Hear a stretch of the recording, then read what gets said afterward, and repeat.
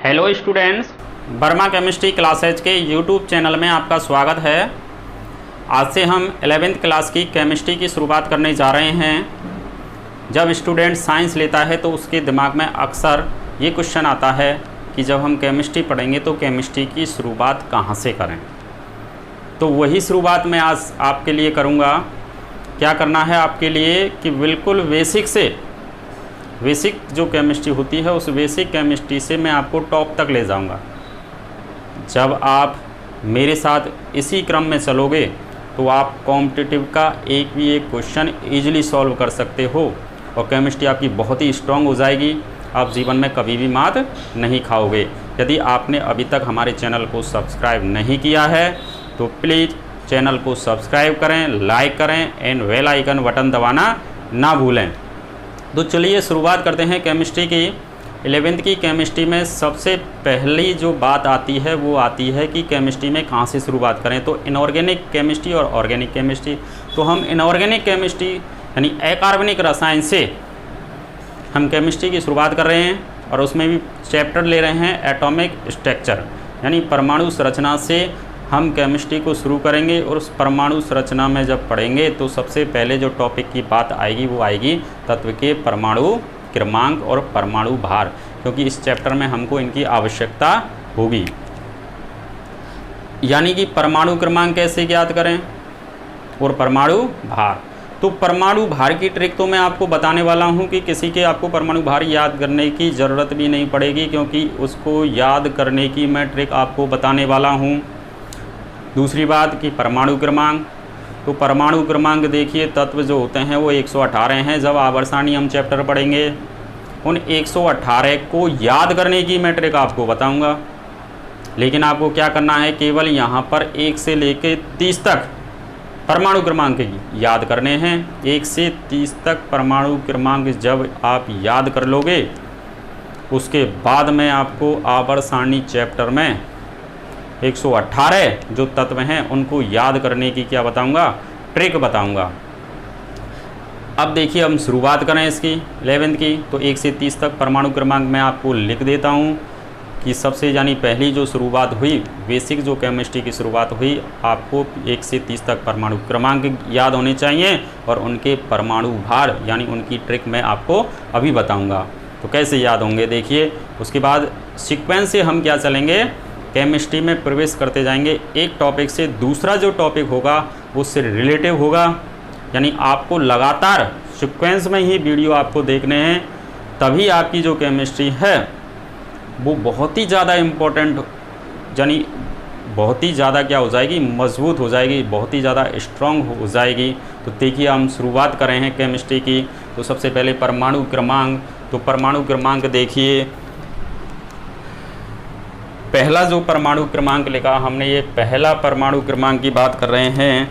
इस पहले परमाणु क्रमांक यानी तत्व का जो नाम होता है वो क्या होता है, हाइड्रोजन। हाइड्रोजन तत्व का जब प्रतीक की बात करें तो इसका पहला अक्षर H से शुरू होता है, HYDROGEN हाइड्रोजन। तो तत्व का जो प्रतीक होगा वो क्या होगा, H होगा। अब बात आती है परमाणु भार की। तो देखिए आवर्त सारणी जो है, आवर्त सारणी यानी 118 तत्वों में से हाइड्रोजन अकेला ऐसा तत्व है जिसमें न्यूट्रॉन नहीं पाए जाते। 118 तत्वों में से हाइड्रोजन अकेला ऐसा तत्व है जिसमें क्या नहीं पाए जाते, न्यूट्रॉन नहीं पाए जाते। इसका मतलब इसमें केवल प्रोटॉन पाए जाएंगे और इलेक्ट्रॉन। जब हम द्रव्यमान संख्या परमाणु भार की जब बात करते हैं तो द्रव्यमान संख्या क्या होती है, द्रव्यमान संख्या बराबर प्रोटॉनों की संख्या प्लस न्यूट्रॉनों की संख्या। अब हाइड्रोजन में न्यूट्रॉन तो है ही नहीं, अब न्यूट्रॉन नहीं है तो क्या बच गए, केवल प्रोटॉन। यानी हाइड्रोजन की जो द्रव्यमान संख्या परमाणु भार की जब बात करें वो तो बराबर केवल किसके हो गई, प्रोटॉनों की संख्या के बराबर हो गई। अब प्रोटॉनों की संख्या क्या होती है, तो देखिए किसी भी तत्व का परमाणु भार जितना होगा, परमाणु क्रमांक, किसी भी तत्व का परमाणु क्रमांक जितना होगा उसमें उतने ही प्रोटॉन पाए जाएंगे। यानी हम ऐसे कहते हैं कि प्रोटॉनों की संख्या बराबर परमाणु क्रमांक, प्रोटॉनों की संख्या बराबर परमाणु क्रमांक। अब हाइड्रोजन की बात करें तो हाइड्रोजन का परमाणु क्रमांक कितना है? 1। अब जितना परमाणु क्रमांक है उतना ही क्या हो जाते हैं उसमें प्रोटॉन। यानी हाइड्रोजन में प्रोटॉन की संख्या पूछी जाए आपसे तो कितने होंगे? 1 प्रोटॉन पाया जाता है हाइड्रोजन में। अब हम कह रहे हैं न्यूट्रॉन तो पाए नहीं जाते इसमें, तो इसका मतलब ये हुआ कि प्रोटॉन की जो संख्या है वो तो किसके बराबर हो गई? प्रोटॉन की संख्या बराबर परमाणु क्रमांक, और परमाणु क्रमांक के बराबर क्या है? प्रोटॉन की संख्या। और हम द्रव्यमान संख्या परमाणु भार की बात कर रहे हैं तो वो क्या होती है? द्रव्यमान संख्या कि number of proton plus number of neutron, प्रोटॉनों की संख्या प्लस न्यूट्रॉनों की संख्या। न्यूट्रॉन इसमें पाए नहीं जाते, इसलिए हाइड्रोजन का जो परमाणु क्रमांक है यानी 1 है, और परमाणु भार भी कितना होगा? 1 होगा, क्योंकि इसमें क्या नहीं पाए जा रहे? न्यूट्रॉन। अगला तत्व देखें हम, दूसरा परमाणु क्रमांक वाला, उसका नाम होता है क्या? हीलियम।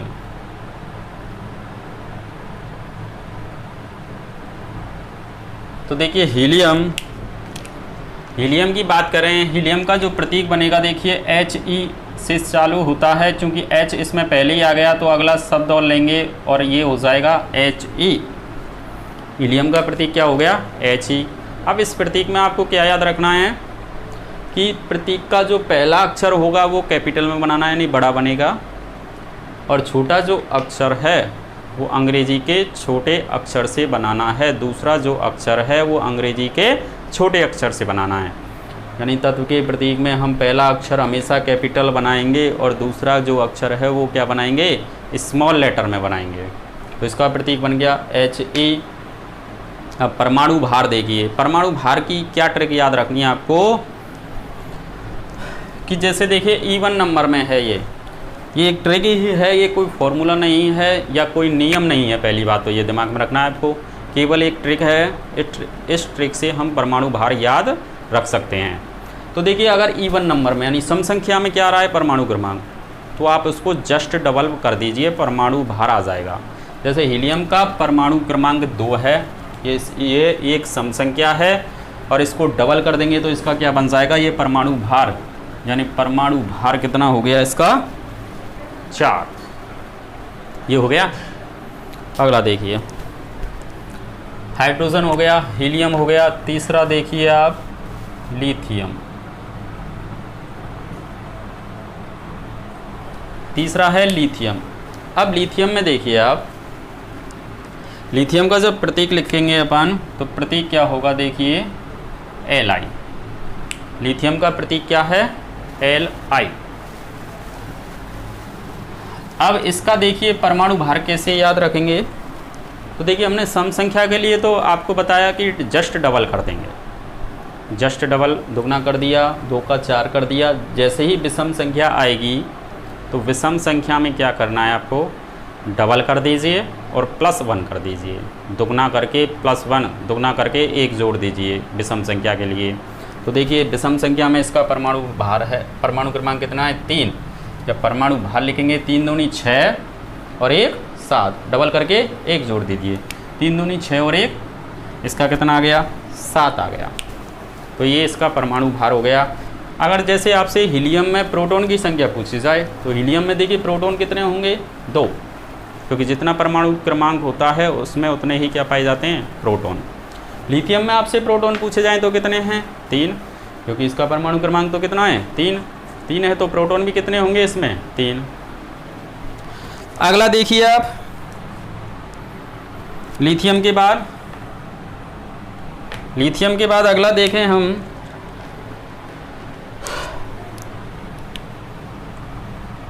ये होता है बेरिलियम।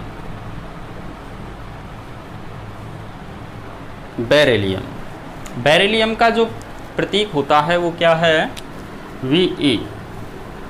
पहला अक्षर बड़ा और दूसरा छोटा, पहला अक्षर कैपिटल लेटर में और दूसरा स्मॉल लेटर में। अब देखिए सम संख्या में आ गया। अब यहाँ पे देखिए आप, ये सम संख्या में तो आ गया, हम कह रहे थे अभी ये कोई एक नियम नहीं है, ये कोई नियम नहीं है, ये केवल याद रखने की क्या है, ट्रिक है। इसके एक दो अपवाद भी हैं इस ट्रिक से। देखिए तो जैसे बेरिलियम की बात करें तो इसका परमाणु क्रमांक 4 है, सम संख्या में है चूँकि, तो सम संख्या में है तो इसका परमाणु भार कितना होना चाहिए, 8, लेकिन 8 नहीं है, इसका कितना होता है, वो 9 होता है विषम वाला, यानी एक इसमें भी जोड़ना है प्लस करके। तो बेरिलियम का 8 परमाणु भार नहीं होगा और वो कितना होगा, 9। तो ये आपको याद रखना है कि बेरिलियम की केस में एक अपवाद है, इसलिए हम स्टार लगा सकते हैं इसको। तो बेरिलियम में आपको याद रखना है एक। अब देखिए बोरॉन की बात करें अगली, 5 बोरॉन, बोरॉन को रिप्रेजेंटेशन है B। अब बोरॉन वही, इसमें कोई अपवाद नहीं है, तो देखिए इसका परमाणु क्रमांक कितना है, 5 है। तो ये क्या है, एक विषम संख्या। विषम संख्या में क्या करते हैं अपन, जस्ट डबल कर दो और 1 जोड़ दो, दुगना करके 1 जोड़ना है। तो 5 दूनी 10 और 1 11। तो इसका परमाणु भार जो होगा वो कितना होगा, 11। ये इसका याद हो गया हमको। बेरिलियम, बोरॉन और फिर आ गया कार्बन। कार्बन का प्रतीक होता है C। सम संख्या है, कोई अपवाद नहीं। 6 दूनी कितना हो जाएगा इसका परमाणु भार, 12। अगला देखिए कार्बन के बाद नाइट्रोजन। नाइट्रोजन का जो प्रतीक होता है वो होता है क्या, N। नाइट्रोजन का प्रतीक क्या है, N। अब यहाँ पे भी अपवाद है, देखिए आप इसमें कि नाइट्रोजन एक विषम संख्या है, तो इसका कितना होना चाहिए था, 7 दूनी 14 और 1 15 होना चाहिए था परमाणु भार। लेकिन ये भी अपवाद है, ये सम संख्या वाला शो करता है 7 दूनी 14, यानी इसका जो परमाणु भार होगा वो कितना होगा, 14। तो ये आपको याद रखना है। सही, हमने स्टार लगा दिया। तो जहाँ पे भी अपवाद लगेगा, हमको कन्फ्यूज़न लगेगा, उसको क्या लगा लेंगे, इम्पोर्टेंट लगा लेंगे, तो जीवन में कभी भी नहीं भूलेंगे उसको। 7 के बाद देखिए 8 नाइट्रोजन। नाइट्रोजन के बाद में आता है ऑक्सीजन। ऑक्सीजन को O से रिप्रेजेंट करते हैं। इसका जो परमाणु भार होगा जस्ट डबल हो जाएगा, क्योंकि एक सम संख्या है, कोई अपवाद नहीं है। 8 दूनी कितना होगा इसका, 16 क्या हो गया इसका परमाणु भार। अगला देखिए 9 नंबर पे आएगा ऑक्सीजन के बाद फ्लोरीन। हम फ्लोरीन को किससे रिप्रेजेंट करेंगे, F से। चूँकि एक विषम संख्या है, कोई अपवाद नहीं है, विषम संख्या के लिए क्या लिखेंगे, 9 दूनी 18 और 1 19। तो इसका परमाणु भार कितना हो जाएगा, 19 हो जाएगा। 9 दूनी 18 और 1 19। अगला देखिए आप 10 का फ्लोरीन नियोन। नियोन का प्रतीक होता है Ne। सम संख्या है तो इसका परमाणु भार वही 10 दूनी 20 हो गया। 10 दूनी 20 हो गया। अब इसके बाद में अगला देखें हम परमाणु क्रमांक 11 वाले का नाम होता है सोडियम।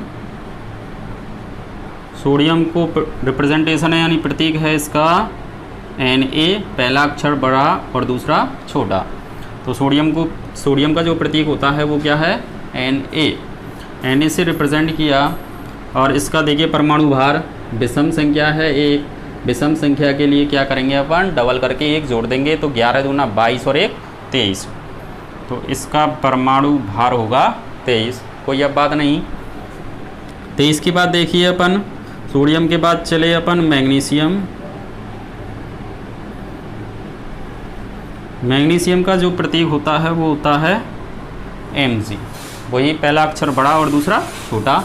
मैग्नीशियम को हम Mg से रिप्रेजेंट करेंगे, चूँकि एक सम संख्या है तो सम संख्या का क्या होता है, परमाणु भार जस्ट डबल। तो 12 दूना कितना हो जाएगा, ये 24, ये 24 हो गया।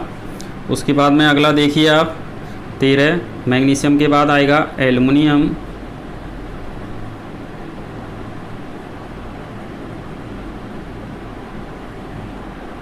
एल्युमिनियम का प्रतीक Al, पहला अक्षर बड़ा और दूसरा छोटा, एल्युमिनियम हो गया।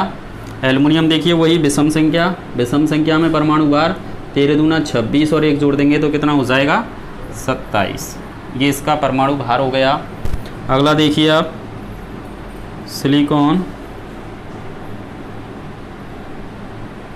सिलिकॉन में वो देखिए आप प्रतीक होता है Si, पहला अक्षर बड़ा दूसरा छोटा, वही सम संख्या 14 दूना 28।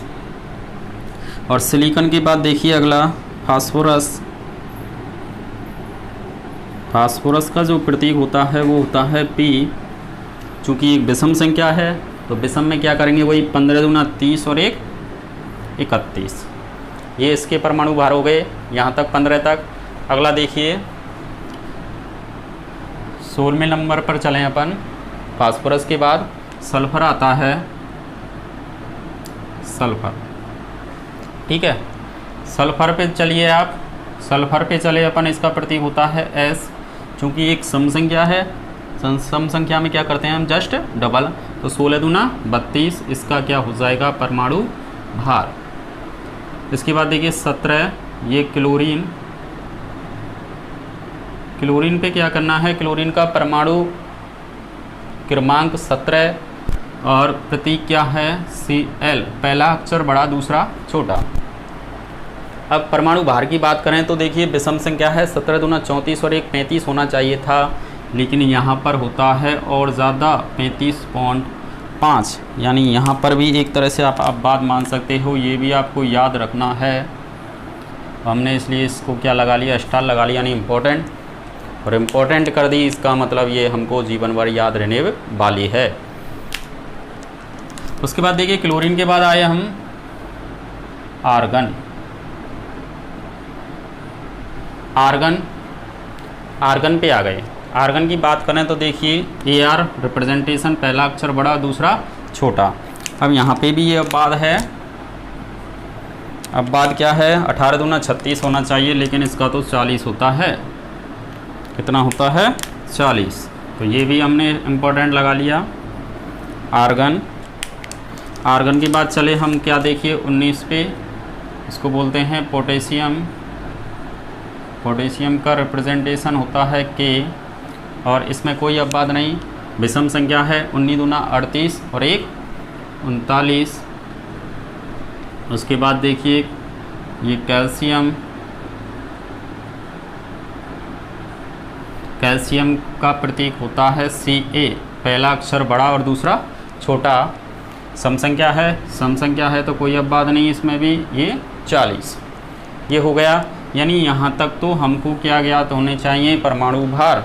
वैसे आप जब कोई भी कॉम्पिटिटिव एग्ज़ाम का क्वेश्चन या बोर्ड में भी आपको जब क्वेश्चन आएगा तो आपको परमाणु भार दिए हुए आएंगे, अगर नहीं दिए हुए आते तो वो कब तक हैं 20 तक, यानी 20 तक तो आपको याद ही रखने हैं, और उनकी ट्रिक मैंने आपको बता दी। अब आगे के परमाणु भार याद रखने की आपको ज़रूरत नहीं, क्योंकि एग्ज़ाम में आएंगे। आपको क्या याद रखने हैं उसके बाद परमाणु क्रमांक। तो देखिए मैं 30 तक लिख देता हूँ परमाणु क्रमांक, 21 22 23 24 25 26 27 28 29 और ये 30। देखिए इनके नाम लिख लेते हैं और इनके प्रतीक। 21 का देखिए scandium, titanium, vanadium, chromium, manganese, iron, cobalt, nickel, copper यानी तांबा और जिंक, ये इनके नाम हो गए। प्रतीक देखिए आप, स्कैंडियम को Sc, टाइटेनियम Ti, वेनेडियम को Vc, क्रोमियम को Cr, मैंगनीज को Mn, आयरन को कहते हैं Fe, कोबाल्ट को Co, निकिल को Na और कॉपर को Cu और जिंक को Zn। तो ये हो गए आपको 1 से लेके 30 तक क्या परमाणु क्रमांक। ये आपको याद रखने के लिए आप क्या करेंगे, एक साथ जब इन 30 को ज्ञात करेंगे तो 30 को याद आसानी से नहीं किया जा सकता, भूलोगे आप। तो क्या करना है आपको, डेली 5 जैसे आप क्या लेते हो, दवाई लेते हो एक तरह से, तो 5 की डोज लेनी है आपको। पहले दिन आपको 5 याद रखने हैं, यानी ऐसे hydrogen, helium, lithium, beryllium, boron, बस रुक गए 5। ऐसे 5 2-3 बार आप रिपीट करोगे ऐसे दिन भर में, तो आपको ये 5 याद हो जाएंगे। अगले बार इन 5 को लेके चलना है, जैसे hydrogen, helium, lithium, beryllium, boron, carbon, nitrogen, oxygen, chlorine और नियोन तक पहुंच गए ऐसे 10। तो ऐसे आपको 10-10 करके आपको याद रखने हैं और प्रतीक आपको ऑटोमेटिक